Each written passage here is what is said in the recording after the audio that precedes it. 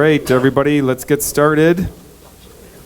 So next up, we have the amazing Ken Gagne, and he is going to tell us all about how to design your Apple II website. So take it away, Ken. Thanks, Chris. Appreciate it. Welcome all. Thank you for coming to KansasFest 2019, and thank you for waking up. It's still early on a Friday, so thank you for being here. So this isn't quite about designing Apple II websites. It's more about website management tools. How many people here have a website of their own? So maybe about half of you. How many of you who don't have a website would like one? Yeah, at least 2 people, yeah. It's great to have a website. It's great to have an online presence that you own as opposed to Facebook, who's going to just rifle through all your photos, and Face App that uploads them all to Russia, and then Flickr that deletes them all because you're not paying a premium fee, and MySpace and Friendster that just delete everything, and Google who gets rid of stuff left and right like Google Plus and Google Reader. And no, your website is your own. You don't have to tell people, here's my links to me on Twitter, Facebook, Instagram, Reddit, and all these others. Like, no, here's my website, one link, my central repository of where to find everything about me. And you own it. You can put whatever you want on there without worrying about, is it too big? Is it not the right file type? It's yours. So I want to talk to you about, if you want to get started with websites, here's how you get started. If you already have a website, here's how to make it better, or how to troubleshoot it, or how to promote it on social media. So it's a variety of tools I'll be going over today. First, a little bit about me. Who am I? That's me. Hi. So I am the editor and publisher of Juice.js, the last remaining print publication dedicated to the Apple II computer, and the only remaining print publication, longest running one. I created the website Retro Roundup, which is your one-stop shop for Apple II news, also Commodore 64, Atari, Tandy, TRS-80, a bunch of other stuff. I currently host 2 podcasts. One is called Polygamer. It's a monthly show where I interview marginalized voices in the games industry about their experiences, ambitions, and accomplishments. And also I co-host with my friend Sabriel a Star Trek podcast called Transporter Lock, where we review each new episode of Discovery, which is the best Star Trek show currently on the air. There's also a YouTube channel that I sometimes host called Game Bits. It currently has about 15 million views and 80,000 subscribers. And I have uploaded some Apple II videos to that before, including from KansasFest, so check that out. And I also teach at Emerson College in Boston in the publishing department. I teach a graduate course about electronic publishing overview, which I talked a little bit about yesterday on Sarah's fantastic panel. So this all sounds great, but you may be wondering, okay, Ken, magazines, podcasts, YouTube, teaching, that's swell. What does that have to do with websites? So you're a little skeptical, I understand that. But all those things I just listed are things I do for fun. They're not my day job. My day job, a while back, was working at MIT Medical, which is an on-campus healthcare facility for the students and faculty of the Massachusetts Institute of Technology. It's not just a school nurse you go to when you're sick. They actually have primary care, urgent care, OBGYN, dentistry, mental health, etc. While I was there, I helped convert a website from Dreamweaver to Drupal. So basically static HTML to a content management system. And for that project, our team actually won the highest internal recognition award that MIT offers. From there, I went to Mass Eye and Ear, which is an otolaryngology hospital in Boston. That's ear, nose, and throat, and eyes. And from there, I helped manage a Sitecore website, which is another CMS, as well as Joomla. And I managed to launch a few WordPress websites. Now, despite these impressive accomplishments, I actually hated my career. Each job was worse than the last one. And I spent about 12 years on this downward decline. And then a year and a half ago, I hit the freaking jackpot, and I got a job I absolutely adore. I work at Automatic, which is a fully distributed company that manages WordPress.com. If you go to WordPress.com and you sign up for a free website today, that's the company I work for. Specifically, I work at WordPress VIP as a technical account engineer. So WordPress.com is for consumers. You pay anywhere from $0 to $25 a month to start a website. WordPress VIP is for enterprise level clients like Facebook, Hulu, NBC Sports, 538, who all have WordPress websites. And our hosting starts at $1,000 a month. So that may not be of interest to you, but if it does, talk to me afterward. As I mentioned, I'm a technical account engineer, which let me make sure my sound is set up to go through the HDMI. I'm sorry, I should have done that before, because I do have sound for this presentation. Output is Epson, is that correct? Well, it can come out of that. As opposed to... Plug into this, it'll come out of this. Okay. and then I would choose headphones as my output. Great. So back to the presentation, thank you. So I worked at MIT Medical, and then I worked at Mass Ioneer, and I hated it, and then I worked at Automatic, and now I love it. I work as a technical account engineer, which is a title that doesn't exactly translate to other industries or communities, like what is a TAE? So I just tell them this. I deal with the goddamn customers so the engineers don't have to. I have people skills. I am good at dealing with people. Can't you understand that? What the hell is wrong with you people? That's me. That's what I do. And it's laughable, but people skills are actually really important and really hard to find in the tech industry. So I really love my job. So I've learned a lot about a lot of different kinds of websites, what can go wrong with them, and how to make them better, whether you're using a CMS that is open source, like Joomla or WordPress, a CMS that's closed source, like Sitecore, or no CMS at all, like Dreamweaver. And there are some common problems and solutions to all these websites, and that's what I'll be talking about today. So it's the criteria for the tools that I'm going to be showing you are they have to be free, so I'm not trying to sell you anything, although there are premium versions of these services. So you sign up for free, and if you like what you see, you can get more of it for an additional cost. In-game purchases. In-game purchases, DLC, whatever. Online, so it doesn't matter if you're running Mac, Windows, Linux, iOS, or Apple II. These are all programs that you access through your web browser. So I guess it does matter if you're running an Apple II, because that would be challenging. But basically, you don't need to install anything on your computer. As I mentioned, it's not specific to a CMS. So even though I work at WordPress VIP, I'm not here as a representative. I'm not trying to sell you anything, even though it's the best CMS in the world. You don't have to use it if you don't want to. We can still be friends, just more acquaintances maybe. I'm not going to go over team collaboration or project management tools. I'm not going to be showing you Asana, Jira, GitHub, etc. That's a completely different talk. And I'm not going to be showing you anything that's too mainstream. I would waste your time if I got up here and said, hey, have you heard of this thing called Dropbox? I think you should check it out. It might be the next big thing. No. So hopefully, even if you manage a website already, you'll find some tools here that you haven't heard of. I gave a talk similar to this at a WordPress meetup where one of the developers of the latest version of WordPress was in the audience, and he said, Ken, I haven't heard of 10 of those 25 tools, which is my last criteria. There are going to be 25 of them. And I have broken down those 25 tools into 6 categories. So it's sort of like 6 lightning talks, really. Domain discovery, domain investigation, troubleshooting, tech support, images, and audio are the 6 categories I'll be reviewing today. So let's start with domains. The first one I want to show you is domainer.com. DOMAINR.com. And there will be a link at the end of this presentation where you can get links to all the tools so you don't have to furiously scribble notes. Domainer.com is where you punch in a name and find out what's available for you to buy for a domain name. It tells you what's available, what's for sale, what's already taken. And it supports multiple top-level domains. So that means .com, .net, .org, .uk, .gs, .pizza, .horse, .sexy, etc. Those are all top-level domains that you can buy. It's ridiculous. And if the one that you want is not available, it will suggest alternatives. So for example, here, I'm using my brand name, GameBits. And it's a little small on my screen, but it's recommending GameBits.com is taken, GameBits.net is taken, GameBits.org are taken. Those are all by me, I own those. But GameBits.co is not taken. That's available. I can go buy that right now, or any of you could, and snipe it out from under me and then sell it to me later. GameBits.app, GameBits.us, and then it also goes like GameB.it for Italy. So it's interpreting my name in a lot of different ways and showing you, hey, here are permutations of how you can get your brand name if the one you want isn't available, or if you just want to squat on all of them. So it's super handy like that.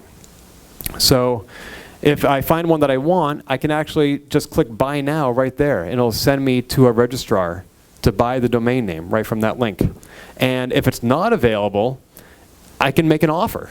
I can go to the person who already owns that website and say, hey, I want to buy the domain name from you. That's actually how I got GameBits.com. I bought .net back in the 90s because .com was taken. And I emailed the guy and said, hey, I own .net. I want to buy .com too. And he said, okay, $20,000. This was before the .com bubble burst. And I said, no, thank you. So I waited 15 years. And then I emailed him again. I said, hey, remember me? same guy. I probably hit reply on the same thread 15 years later. I said, I'd like to buy your domain name. And he said, okay, $800. I said, okay. And I bought it because there are tools out there to help you with that, and I'll get to that in a moment. Noam.com is very similar to Domainer. And this is a tool where you punch in your name or a brand name or whatever it is that you want to own on the internet, and it lets you find where those are taken on social media. It also scans domain names and trademarks, but its most useful tool for me is social media. So for example, I can punch in GameBits, and it'll tell you, GameBits is already taken on Etsy, Imgur, LinkedIn, Quora, Facebook, Instagram, but it's not taken on Blogger, BuzzFeed, Issue, etc. And so if I have not yet created a brand name, I can go out there and say, is this going to be one that's going to be confused with other people because they're already using that name? Or is this something that I can uniquely capitalize on? Or if it's a domain I already own, where am I not already representing myself on social media? You can also scan down into very specific categories. So here are all the entertainment social media categories. The previous page was an overview of the most popular ones, but these are genre divided. So entertainment, health, information. These are all places where GameBits either is or is not taken. So it's really useful for that. SDBot is another tool that I alluded to moments ago, where it tells you how much a domain is worth in United States American dollars. So for example, I can punch in gamebits.net. It's worth $250. I thought it would be worth more because I've owned it for 20 years. It has a lot of history. You would think it has good search engine optimization or SEO, a lot of inbound links, but it's only $250. So if somebody came to me and said, hey, I want to buy your website, that's the minimum that I would accept. For my own personal value for that site, I'd probably offer more. But this is how I found out when I wanted to buy GameBits.com how much I should pay him. He said it's worth $800. I went to this website, I punched in GameBits.com, it said $800. I'm like, that's a good price, that's fair. This is based on how much traffic it gets, how many other websites are linking to it, etc. So how much am I likely to gain from owning this website? And it estimated that amount. So it's a good third-party objective estimate of what a website is worth, as opposed to what you subjectively think something is worth. GameBit's $1 million at least. Dotomator.com. This will generate a domain name for you if you can't think of one. It'll just come up with something for you. So, for example, it'll create instant buzz with names like JetChat. Hey, that's a good brand name. That sounds like a buzzy thing that kids would use, right? Or how about Cabler? Sure, I can buy all your DB25 pin cables at Cabler.com. Or maybe Mizu, right? I mean, that sounds like something we're using nowadays, isn't it? Yuzu, Mizu, Wealzu, right? Feed Nation. Oh my gosh, I love reading Feed Nation. They have the best listicles, right? And they're going to be competing with BuzzFeed any day now. Or maybe Zoolane, right? You can. It's one of those pet adoption services, but it's not just limited to dogs and cats. You can look up giraffes and kangaroos and elephants too. I want to go to Zoolane. I do want to point out, however, that this is Dotomator, not Do-Tomato-er. It's the same spelling, and I had to read it a couple times before I realized it's not Do-Tomato-er. So, I like tomatoes. But they actually do have some legitimate advice on this website about how to choose a good domain name and why you should use .com instead of any of those other fun top-level domains that you use. So it's sort of a silly tool, but it's backed by actual advice that is practical and usable when you're finding out a domain name. Yorls.org is one that I talked about in a lightning talk 2 years ago. It's a little bit different from the other tools I've mentioned. It's a URL shortener like TinyURL or Bitly. And what those tools do is they take a really long URL and break it down into one that's only like 5 or 6 characters long, which makes it much easier to share verbally, easier to type out, easier to see in social media. This is especially true back when Twitter had character limits that didn't take into account URLs. And a really long URL could be your entire tweet, so this could shorten it very easily. The difference with Yorls is it's not a website you go to, it's a tool that you install on your server. So if you have a hosting plan at DreamHost or Bluehost or GoDaddy, you can install Yorls, and now you have your own domain name shortener. So here is one that I run, and this is for my podcast Polygamer. I own the domain name plyg.me. It's basically like the consonants and a vowel from the name Polygamer. So polygamy. That sounds bad. Anyway, and I can create short links to all my podcasts. So this is an index of all the URLs that I've created. And then I can also get analytics about how often has it been clicked, when has it been clicked, from where has it been clicked throughout the entire global world, and also where are they clicking it, where are they finding this, is it on Twitter, etc. So this has a lot of advantages over Bitly. For one, custom branding. I have several instances of URLs. One is kgagney.com. Another is gamebits.tv. If I want to link to my PlayStation 4 unboxing video on YouTube, I can go to youtube.com and get that random string of characters, or I can just say, go to gamebits.tv/PS4. And that was much easier to memorize, and I just conveyed it to you verbally, which would never happen with the YouTube URL. So gamebits.tv, that's mine, that's not Bitly. Custom URLs.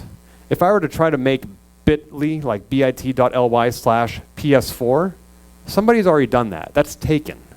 And I can't make a short URL with that same address because somebody else has already used it. With gamebits.tv, I can control it in its entirety.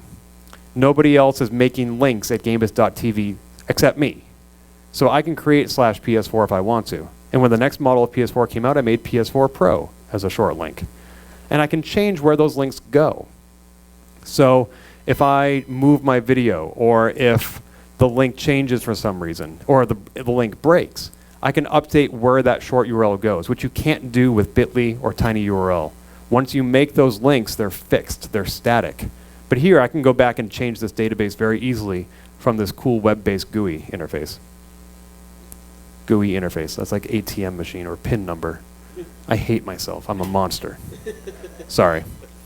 But speaking of updating redirection, for example, a while back I interviewed a Twitch streamer named SlyTQ, and the day before I aired the podcast, I said, hey, here's a teaser for tomorrow's podcast.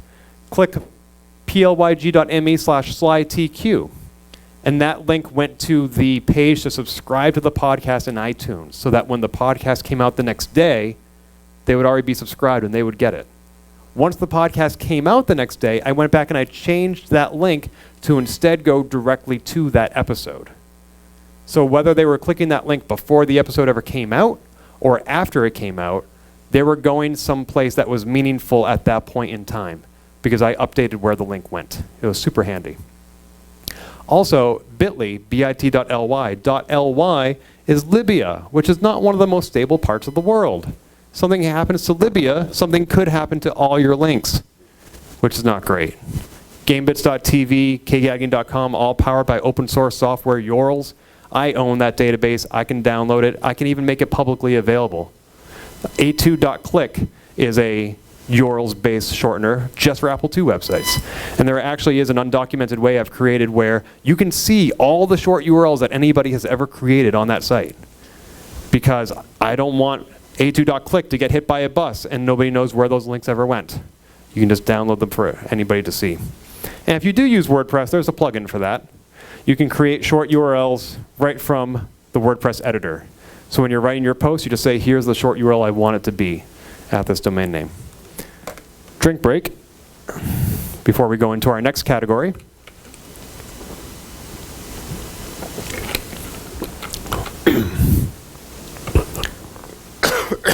Excuse me. Investigation, domain investigation, investigating other people's websites to find out what they're using and how they're doing it so that you can copy it. Because all the great artists copy. Whois.icann.org. So Whois is basically a command line tool that you can use to look up who owns a domain name. But you don't need to be familiar with the command line. You can use this web-based tool to find out. However, it's only if they've chosen to make that information public. You can register domains that they're private. So for example, here is me looking up gamebits.net. Again, that's me. And I've chosen to make my information private. So it just says Proxy Protection LLC. So you don't know my name, my address, my phone number, or my email address. If you have a website, it's a good idea to opt into this. It's available by default from a lot of registrars. Some registrars offer it as an additional fee for like $3 to $5 a year. But here's another example.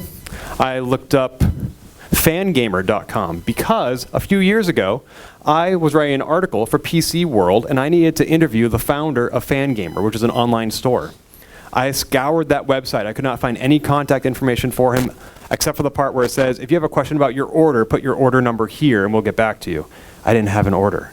So what I did was I went to Whois, punched in fangamer.com, and it came up with his name, Reed Young of Tucson, Arizona, and there's his email address. I emailed him. I said, Mr. Young, I'm writing an article for PC World. I would love to interview you. He said, sure, give me a call tomorrow at 10 a.m. He didn't give me his phone number, but it's right there in the Whois. So the next day at 10 a.m., I called the number in the Whois, and we had a lovely 1-hour chat, and I wrote my article for PC World. Would not have been possible without this tool. And he was not freaked out by it, which is very helpful. So, DNSlytics.com. So DNS, domain name servers, is what turns an alphanumeric name like google.com into a dotted address like 192.168.1.1 or whatever. And this is a very useful tool for finding out websites that have the same owner using Google Analytics. So actually not DNS. I'll get to DNS shortly. But Google Analytics is a way for you to track traffic to your website. It is a free tool, but it gives Google a lot of information about your website. And this is a way to find out, using that tool, where Google Analytics is being applied by the same person. So, for example, right here, I'm going to punch in, I go to gambits.net. I went to gambits.net, and I looked in the source code, and I found this information right here. This is Google Analytics code. It says UA 1888936-9. Google tracking code always begins with UA for Universal Analytics. So I take that number, I copy it into DNSlytics, I paste it right here, I type go, and I find all these other websites that are using the same Google Analytics tracking code. So if I was a third party, now I know that guy who unboxed the PS4 on YouTube also likes to blog about multiple sclerosis, also has a website named after the CPU in the Apple II GS, and is also affiliated with a commercial real estate company in Leominster, Massachusetts. So if I was trying to assemble a portfolio or get in contact with this person or find out what their interests are, this is a great tool to do that. I had to use this at Mass Ioneer. We had inherited some websites from different divisions in the hospital, and we were trying to figure out who owned these websites. So I punched in the Google Analytics code and was able to track it down to say, oh, this belongs to that doctor or this chief medical officer. So it was very useful internally. Builtwith.com is a tool that tells you what a website is built with. You just punch in a URL and it scans the source code for that page and analyzes all the different scripts and embedded technology and embedded code that is being referenced on that site. So it'll show you the content management system, what plugins they're using, what they're using for analytics, content delivery network, embedded content. So here on gambits.net, you can see that, well, I'm using Google Analytics, which we just found out a moment ago. I have Facebook is getting some information about visitors to my site, maybe because I have a Like Us on Facebook link, and that adds all this other stuff. But it also tells you, well, I'm using WordPress plugins, so there's WordPress, and which plugins am I using? I'm using Jetpack, I'm using PowerPress for my podcasting. For my SEO, I'm using All-in-One SEO Pack. I'm using some additional security from iTheme Security Pro. I'm also using MailChimp to send emails to all my subscribers. My site is hosted on DreamHost. And yeah, all this different technology from all these different sources being used to power my website. And you can find that out using BuiltWith. So very often, I'll say, is that a WordPress website? Because I really like what they're doing with it. And I'll go to this, I'm like, yeah, it is a WordPress website. I wonder what plugin they're using.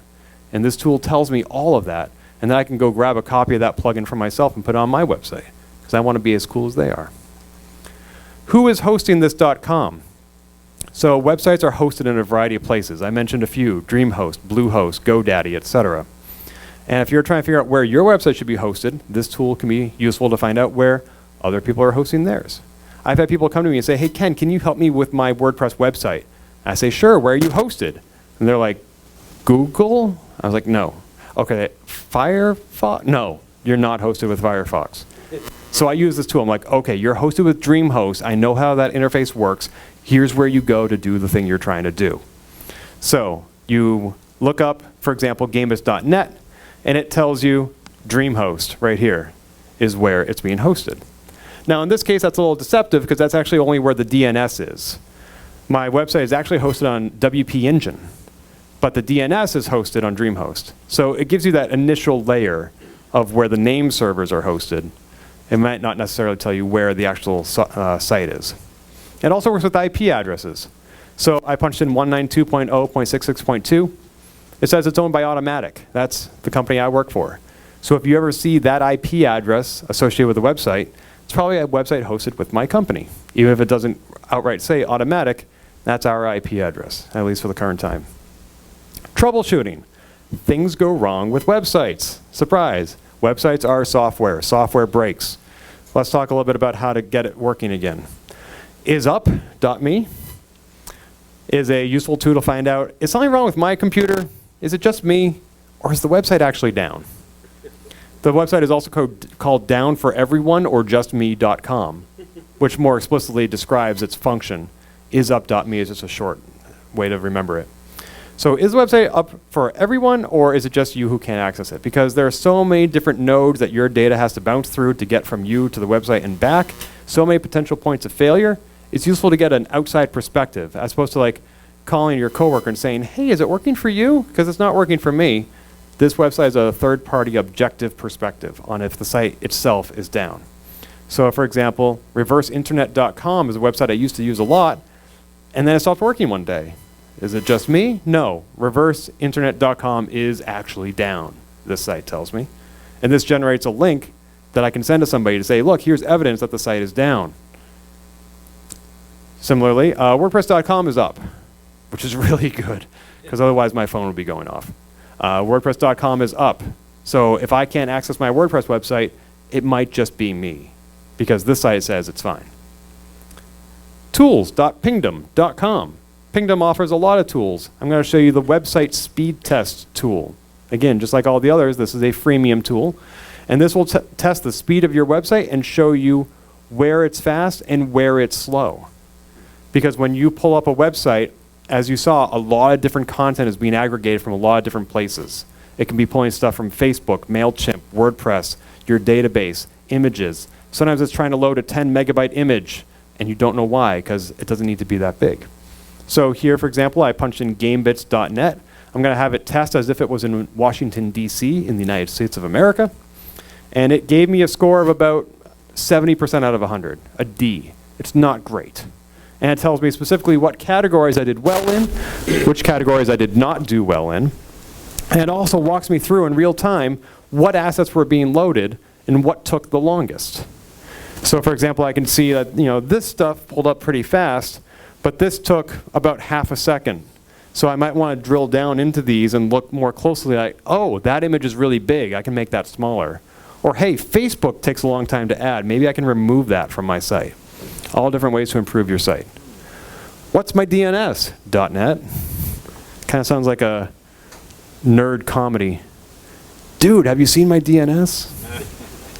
So as I mentioned, domain name servers are the numerical addresses that computers refer to themselves by. And this lets you see all the domain name records that go into a website. Because it's actually quite complex, and I'm still learning about it myself. There are lots of different kinds of DNS records. There is a CNAME record, an A record, a AAA record, an alias record, MX records, TXT records. They all do different things. And if one of them is misconfigured, it can take down your site or cause different visitors to see different versions of your website, which is really fun. So here you can very clearly see what the domain name is for everything. So on gamebits.net, I can see, okay, from all these different parts of the world, this is the IP address it's referring to. That's the A name record that gets pulled up when I go to gamebits.net. And so to the layperson, that might not mean much, but if you are dealing with DNS a lot, this is a very useful tool to see what your records are. You can also change it to CNAME record. instead of the A record. And here, now I see it's pointing to gamebits.wpengine.com, which is information I didn't have before. I thought it was hosted at DreamHost, but now I can see it's actually hosted at WP Engine. So this is a great tool for getting under the hood and seeing just exactly where your site is pointing to and where it's hosted. Geopeeker.com. This displays what your website looks like from multiple locations around the world. And it shows you what other audiences and regions might be seeing. So similar to, is it down for everyone or just me? This is a third-party perspective on what your website might look like. When you make changes to your DNS record, it takes a while for that to go out into the world. Basically, all the ISPs have to update their internal phone books about what the dotted addresses are that your website is pointing to. And this can show you how that's propagating in real time. So here, for example, gamebits.net, it's showing me a little screenshot, just a snapshot, of what somebody in Singapore would see if they went to gamebits.net. Somebody in Brazil, somebody in Virginia. Right there, I have 3 different continents perspective, and another 3 below there that got cropped off. So we have customers all around the world at WordPress.com. I work with one of the largest news organizations in Guatemala, and when we make changes to DNS, sometimes they see it before us or vice versa. And this can be useful for us to say, the change has been made, it just hasn't gotten to you yet. Let's give it 10 minutes and see if things improve. And if I want, I can get even more detailed information about the DNS records. So here, for example, I can see gamebits.net is an alias for gamebits.wpengine.com, and it has an address of 104.196.243.72. So even more information. SSLshopper.com. There's a movement to make the entire website, the entire web secure using HTTPS. That S basically stands for security. And you need a security certificate, an SSL certificate, installed on your website to make that happen. Where you get that certificate is up to you. That's not something I'm going into, but this allows you to make sure that it's working correctly. So this will verify the SSL certificate installed on a website. For example, I went to gamebits.net and it says, hey, this certificate is working great. It expires in 71 days, so you don't have to worry about it for another 2.5 months or so. And here's who signed the certificate, who authorized it. So you know it's working, or you can go back to them with questions. It can also convert SSL formats. So if you were manually dealing with SSL certs, which most people aren't, but every now and then it does come up, this will convert from, say, PMB to CRT or et cetera, which is very useful. And also, it'll decode an SSL certificate. So an SSL certificate looks something like this. It's a big block of text that makes no sense to the average reader. But I found an SSL cert on my hard drive. I was like, what website does this go to? I can't read this. So I punched it into SSL Shopper and it converted it for me. And I said, oh, this SSL cert is exclusively for gamebits.net. It's not going to work on any other website. It was designed and created to work on that one. And it expired 2 years ago. I'm like, okay, now I know not to use that certificate. Thank you. Last tool in this category is Wave.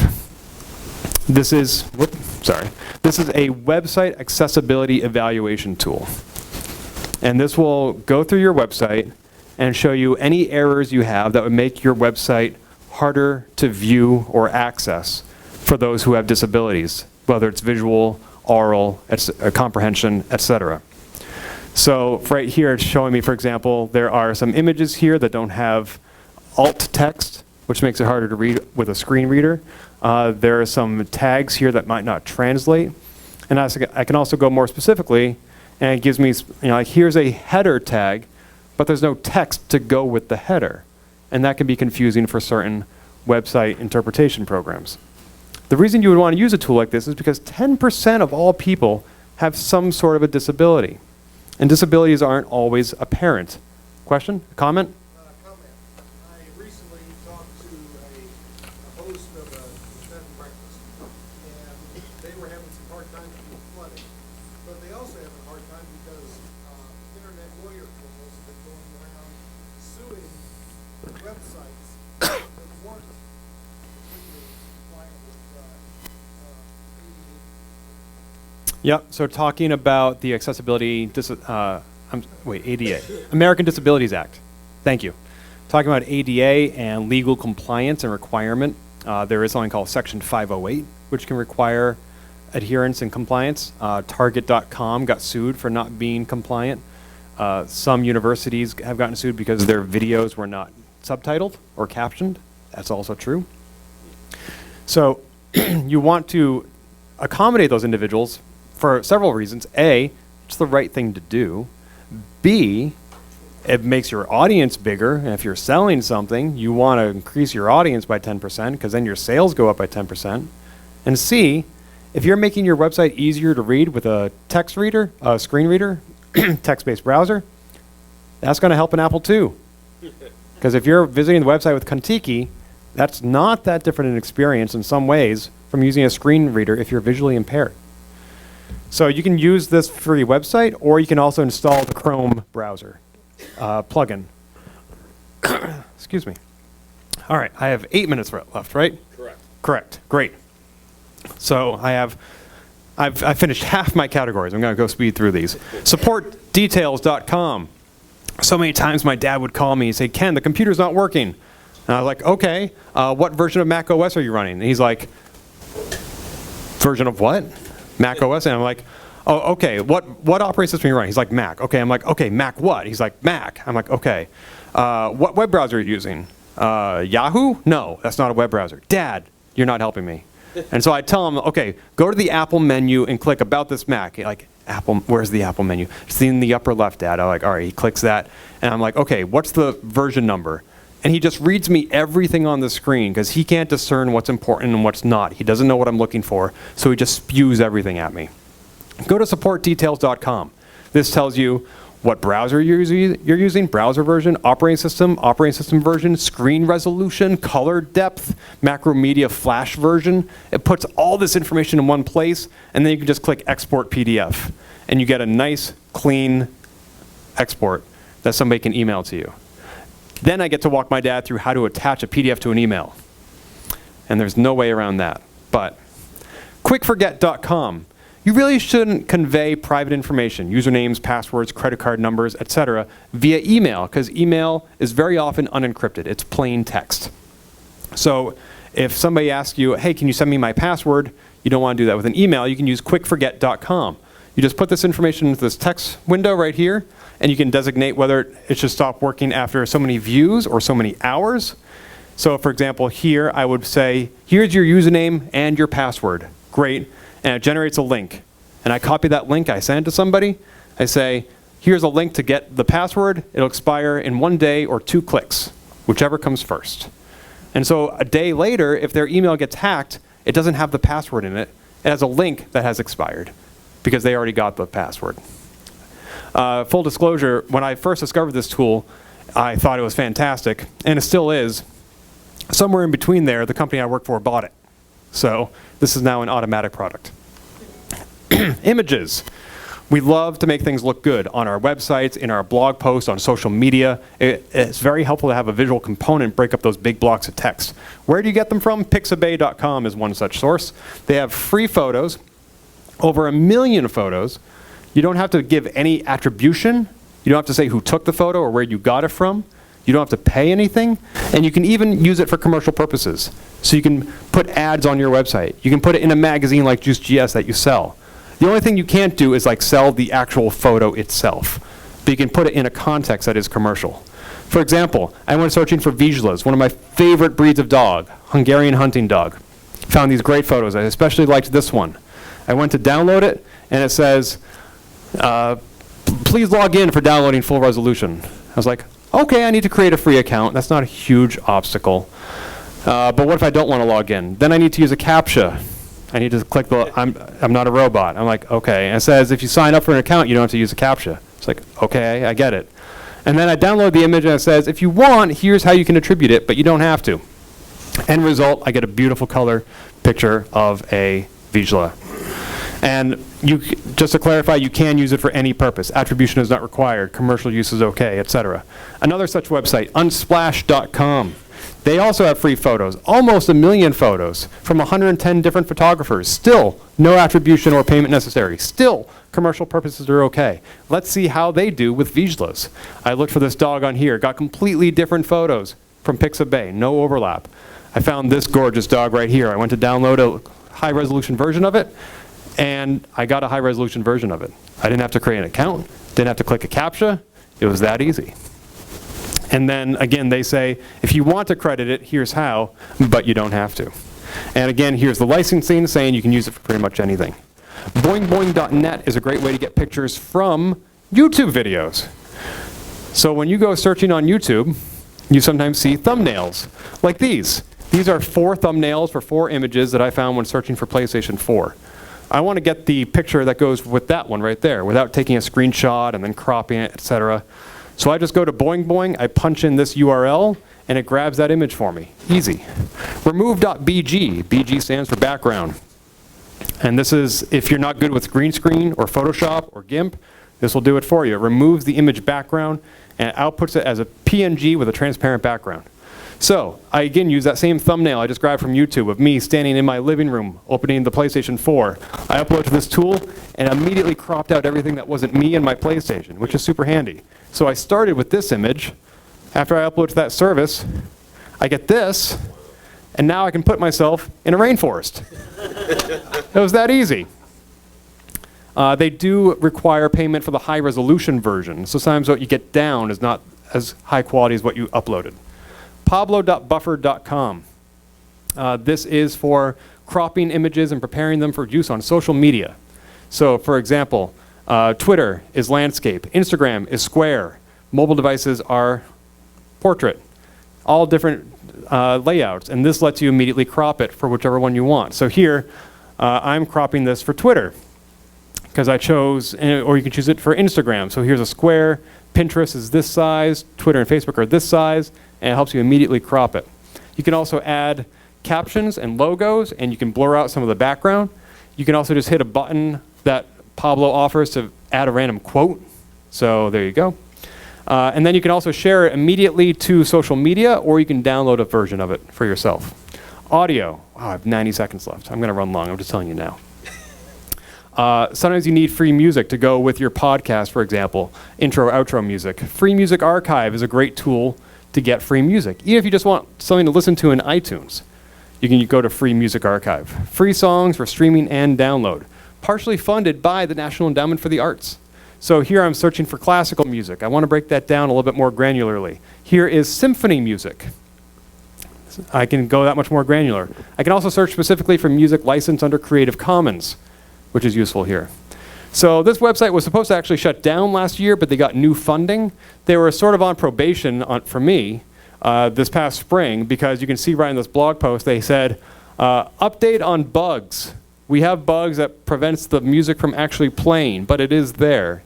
We just can't prove it. I was like, that's not very reliable. But then they updated just last week, July 12th, and they said we fixed all the bugs. So the site works great now. Pond5.com, they sell a lot of music. I bought my Transporter Lock background music from them, but they also have a lot of free stuff, videos, audio files, photos, and 3D models. Here I'm searching for stuff about war, because war is a very visual medium, and I found a lot of stuff that these are actual photos from actual wars, actual soldiers, that they have made available for your use. Videos and audio files too. You can also upload a file and it'll find you stuff similar to that one, which is neat. Headliner.com is another, we're coming up on one of the last tools, and Headliner is used to put audio on Twitter, basically, because Twitter doesn't let you upload audio files. You have to upload it to SoundCloud and then link to SoundCloud, and that's a pain in the butt. But you can upload videos to Twitter, up to 2.5 minutes. And Headliner lets you upload audio and make a short video out of it, basically. So in this example, I have taken a clip from my Polygamer podcast that is going to be airing the next day. And I uploaded here, I added my logo, which is handy. And then I chose what aspect ratio, kind of like Pablo, for what social media platform I wanted to post it on. It says this one is good for Twitter, Instagram, and Facebook. Great, I'll go with that one. and then I added a waveform and some captions, and this is what I ended up with. When I first started doing charity, it always goes through your mind of, well, are people going to think I'm doing this because I want people to think I'm good, but I'm actually trying to do good? But what if they think that I'm trying to do good, but I'm not actually being good, and they just want the attention? Like, your brain just goes in the spiral, and then you kind of have to just go, just do it, and it'll be okay. And if it's not, you'll work through it later. So it automatically captioned that, allowed me to edit it to make sure it was correct, and now I have this neat little teaser clip that I can put out there. Question?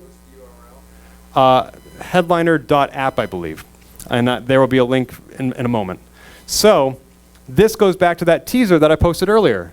I said, here's a 30-second teaser to a podcast that I'm releasing tomorrow. If you want to listen to 20 seconds of it now, you can listen to it right here on Twitter. No need to go to SoundCloud or anywhere else. And again, a day later, I used URLs to change where that link went to, so it actually went to my website. So I just went through 6 categories, 25 tools. I hope you found something you've never heard of that you will find useful, whether it's looking at DNS, domain names, getting social media content for your website and promoting it. And if you want to get the URLs to all these websites, go to kgagney.com, which is URLs, /25tools. And that'll lead you to a not too fancy Google Doc that basically has 25 links broken down into 6 categories. Thank you.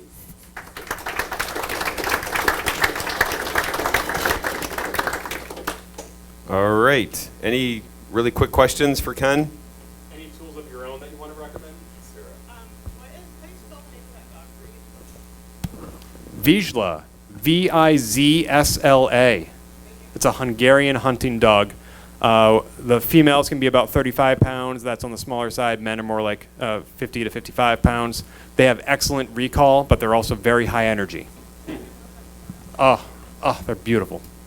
Yes? If anybody's running WordPress or a Linux box, there is this CertBot tool you can use to create automatically create SSL certs and keep them updated all the time and install them once it works. Is that Let's Encrypt? Yes. So if you're running WordPress on a Linux box, there is a cert bot that will automatically provision and renew free SSL certificates from Let's Encrypt. That is what I suspect most hosting platforms use. That's what we use at Automatic. We provision Let's Encrypt certs, and we tell our clients they automatically update every 90 days. That's similar to the experience I have at DreamHost. But if you want to do it yourself, and what's the name of that tool? It's just, you can go to let'sencrypt.org and the tool's called CertBot. You just apt-get install CertBot and that's the whole thing. Just go to let'sencrypt.org, and you can get the cert bot there. Alexander, last question. To add on to that, even easier, CertBot is a very cool tool, fully agreed, a little difficult to use. Ansible, go to Ansible.com, CertBot and Ansible modules. Ansible.com, and they have a cert bot that is They have a management tool for CertBot. a cert bot management tool. Great. Yes, that's great. A lot of these tools do require some level of command line familiarity or Linux, and also SSL certificates cannot be decrypted by Apple II computers. So if you install an SSL cert on a website and you require HTTPS instead of HTTP, you have blocked access to that website from Apple IIs. I recently did that on my Apple II blog because I looked at the Google Analytics for the last 9 years. I've been publishing content on that website weekly on Apple II Bits. And I had exactly 1 visitor in 10 years using an Apple II.